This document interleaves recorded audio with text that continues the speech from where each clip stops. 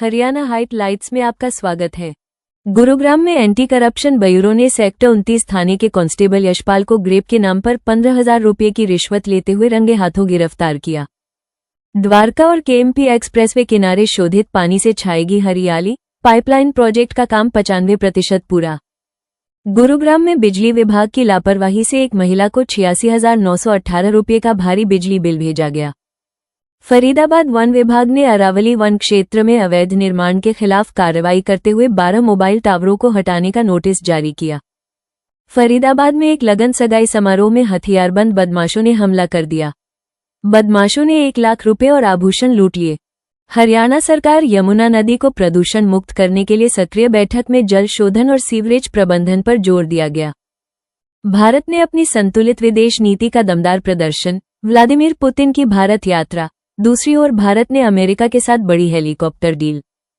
ऐसी खबरों के लिए जुड़े रहिए।